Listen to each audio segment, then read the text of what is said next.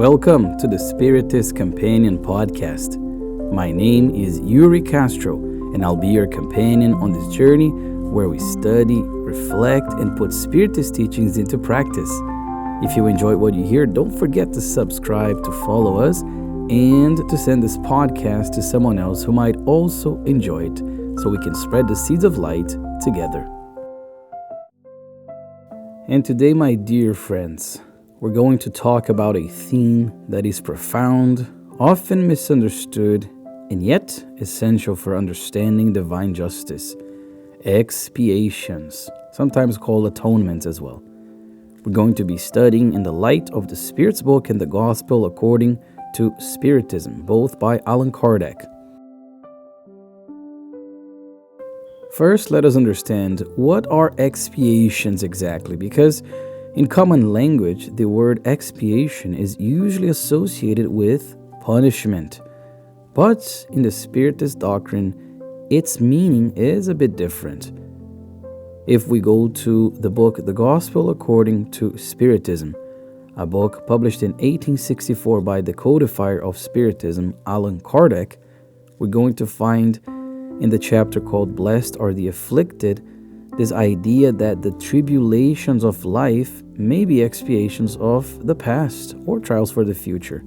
And since we already talked about trials, it's only fair that now we talk about the counterpart, because we often hear in Spiritist talks this idea of trials and expiations, or trials and atonements. So today we're going to be talking about the expiations.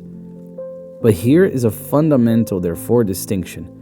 Since we already talked about trials in our past episode, I'm not going to dive too much into that.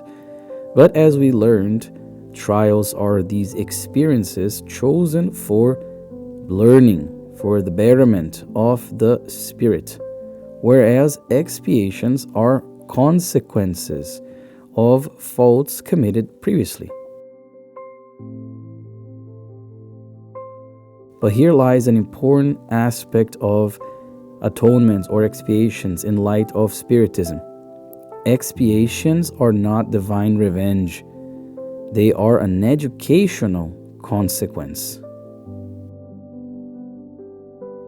Throughout the entirety of the Spirit's book, we're going to hear about suffering. We're going to hear about the origin of human suffering. And there, we learn that God is sovereignly just and good, that every wrongdoing has a consequence, that suffering is often the natural result of misguided choices.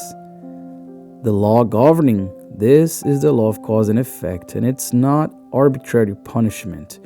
It is a mechanism of moral balance. And here we can even think of a simple analogy in material life. If someone plants thorns, they cannot immediately harvest flowers. And a question from the Spirit's book that I think underlines this very well is question 998, where Kardec is going to ask, is expiation accomplished in the corporeal state or in the spirit state? The answer? Well, expiation is accomplished during the corporeal existence through the trials to which the spirit is subjected, and in the spirit state through the moral sufferings belonging to the spirit's state of inferiority. Here we already have this notion or this idea passed down to us that these expiations, they can occur both in the corporeal state as well as in the spirit state in different ways, of course. But nobody escapes divine justice because all these expiations are educational. We learn that the spirit is immortal, and being immortal, the spirit carries with it virtues, learning, and also the imperfections. So if we harm someone, if we abuse authority, if we cultivate pride, selfishness, or violence, and all these things end up affecting our actions, these will create imbalances that we need to repair. These imbalances need to be repaired by us. Therefore, expiation is an opportunity for this readjustment. My dear friends, expiation is not eternal condemnation as well. And I think this is one of the greatest differences, perhaps, between Spiritism and more traditional views of punishment and the ways that the Spirit will atone for what it has done. There is no eternal hell. There is no infinite punishment. There is responsibility and opportunity for reparation. God does not will the death of the sinner, but their regeneration. The purpose of this expiation, therefore, is to awaken awareness, to educate, and to restore the balance that was once lost. But without the idea of reincarnation, expiation would be unjust.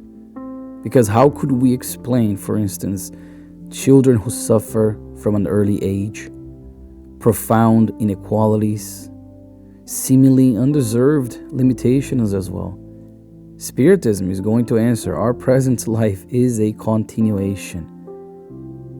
What appears sometimes to be injustice is often the readjustment of past experiences. And of course, this does not eliminate the pain, but this knowledge can give pain meaning. And here we can reflect together on some practical, perhaps, examples of expiations. I brought here number 1, difficult relationships. Sometimes we meet people with whom there is immediate conflict, sometimes with no apparent cause. And in that case, there may be debts from the past, resentments, unresolved ties. The expiation in this case may be to relearn how to coexist, to develop our patience, or to make amends through goodness. So instead of feeding the conflict with that person, we can choose the path of reconciliation, understanding that there is justice and understanding that if they are on our path, there must be a fair and loving and merciful reason for that. We can also think of limitations that educate pride. Someone who in the past maybe misused their intelligence can be reborn facing some intellectual difficulties. Someone who used physical strength, let's say, to oppress may experience physical limitations, not as a revenge, of course, but as a way of developing humility, developing empathy, educating the pride because of either the intelligence or the strength.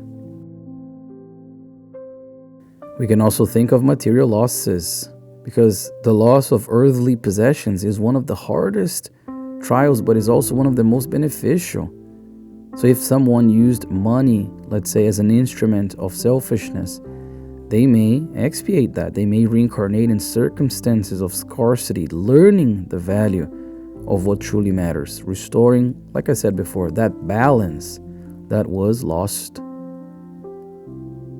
We can also think of moral suffering, guilt, remorse, repentance. These feelings are already the beginning of an expiation, because when conscience awakens, the spirit begins its process of regeneration. And there's a difference here between guilt and responsibility. Spiritism does not invite us to paralyzing guilt, and that's something I just wanted to add here when we're thinking of expiations being these things that we are undergoing because of past mistakes. Spiritism, my dear friends, invites us to active responsibility, because guilt says, oh, I'm worthless, but responsibility says, I made a mistake and I can improve and I will improve. Expiations, therefore, do not define who we are. They define where we need to work. So how should we act in the face of an expiation? First, avoiding rebellion. Rebelling against the experience can only prolong the suffering, and that's something that I dare say we've done so many times. Maybe in this life, but for sure in previous lives too. Second, let's seek learning. So let's ask, what is this teaching me? What virtue can I develop here? Third, repair through good deeds. If we erred in the past, we can compensate by serving, by helping, by practicing charity. And to give you guys even more applications, let's think of number 1, in the face of difficulties, let's avoid victimhood. Number 2, let's cultivate patience in challenging relationships. Let's also repair present mistakes immediately without accumulating new debts. Number 4, trust in divine justice, even when we do not fully understand the cause or even the mechanism. Number 5, practice goodness as a way of restoring inner balance. Charity softens expiations, transforms debts into learning, and opens path to reconciliation. Every act of love is a seed of future liberation, because outside of charity there is no salvation. When we understand expiations, we stop seeing God as a severe judge, and we begin to see Him as a wise educator. Suffering, therefore, is not the end, it is a process. It is not a sentence, it is an opportunity. My dear friends, if you're going through a difficult phase, you may be leaving an expiation, but that does not mean condemnation. It means readjustment, because pain can be a bridge to peace. Error can be the beginning of wisdom, and difficulty can be an instrument of liberation. May we face our expiations with humility, with courage, with faith, with a sincere willingness to improve as well, because every expiation well lived becomes a step toward the light.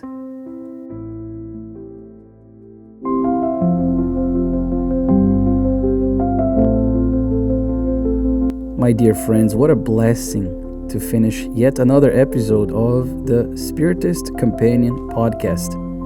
As usual, if this reflection touched your heart, please share it with someone who is also seeking to understand the spiritual meaning of suffering. I'll see you next Monday for another episode of the Spiritist Companion podcast. And until then, stay firm, trust in God's justice and goodness. And remember, we're not being punished. We're being educated toward the light. With fraternal love, your Spiritist Companion.